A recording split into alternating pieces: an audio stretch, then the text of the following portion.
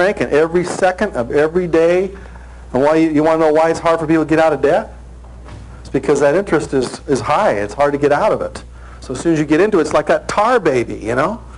You stick your hands on it and you try to get out of it, and every time, everywhere you touch, you just get more and more involved in it. What was the name of that story? I can't remember. Rare Rabbit, you know? You just get stuck in there and you can't get out of it. All right, well, let's talk about some people who've been really good at making and keeping their money. And I'm going to actually share some names with you that in the press, if you were to ask them whether they were, you know, good people or not, you probably have some real mixed reactions, because the press kind of guides the way we think about wealthy people. But I like to look at the results of what wealthy people create. And that's what I think is wealthy. To create wealth, to be able to control it well enough, to be able to create a constant pool of cash that blesses generations of people. That's what I would call a good definition of wealth. And so as I look in the dictionary, actually I look in the encyclopedia under the word foundation. And a foundation is a legal entity you can set up to have your money bless people thereafter, you know, based upon the rules of your foundation. So you look at the largest foundations in the world, and what are some of the names you're probably going to see on those foundations? You see Rockefeller, which is synonymous with the word. You see Ford. You see Carnegie. You see Kennedy, you bet. You see Mellon. Reynolds. You're going to see every one of these people kind of set up foundations so that when they're gone, the money's still there. It's still cranking out, and it's blessing millions of people.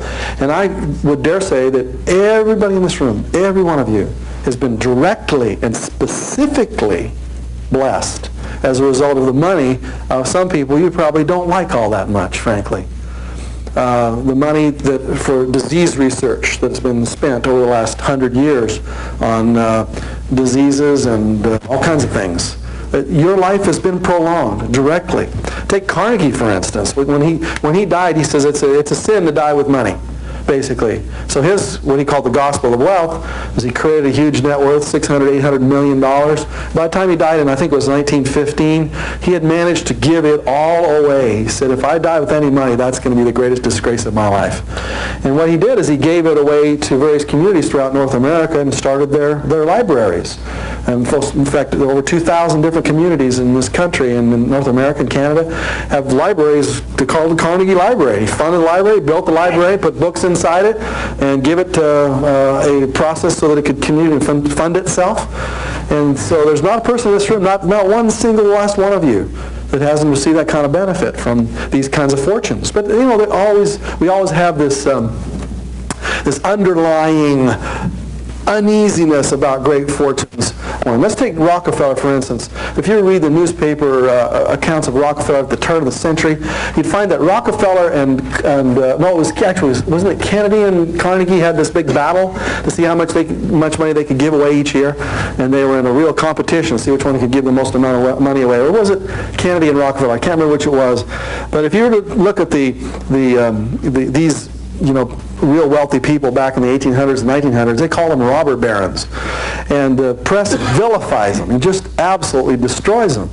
But when you look at their lives, you find out that the way they treat and teach their own personal kids was really much different, I think, than the way you read in the press.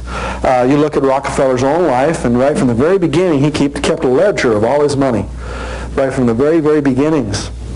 And 10% of every dollar he got, from the very tiniest beginnings to when it reached massive proportions, always went to support his universe causes, or God, or charity, or tithing. He used the word tithing, and he taught his kids that way.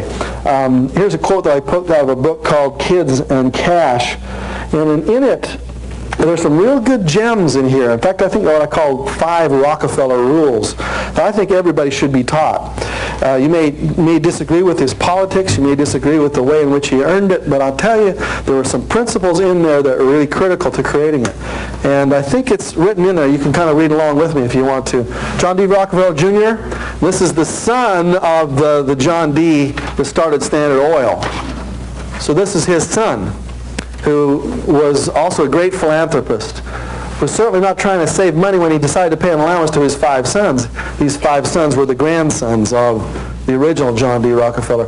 According to his son Nelson, we got 25 cents a week. This is probably back in the Depression. And had to earn the rest of the money we got. Had to earn the rest of the money we got. To earn part of that extra money, he raised vegetables and rabbits. We always worked, according to Nelson. All the boys were required to give 10% of the income to charity, to save 10%, and to account for all the rest. They had to balance their account books every month and be able to tell what happened to every penny that they earned. Nelson went on to serve as governor of the state of New York for many years and all became the vice president of the United States. And one of his brothers, David, chairman of the Chase Manhattan Bank, says, "We all profited by the experience, especially when it came to understanding the value of money." In other words, he had 5 specific rules to teach his kids the value of money. And I don't know if the great-great-great-grandkids have got that yet. They just probably ended up with their trust funds, you know. You're a Rockefeller grandkid, here's your trust fund from great-granddad.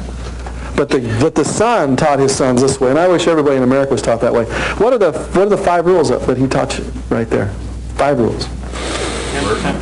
Yeah, right off the top, before you had to earn the money, but as soon as you went to go spend it, the first 10% went to charity or tithing. The second 10% went to savings. Then what were the other rules? You had to account for any penny, and what was the final rule? You had to balance your accounts every month. You had to balance them every single month. Number 1, you had to work for it. Number 2, you gave the first amount of charity, the second amount to yourself, the third amount you had to account for every penny, and you had to balance it.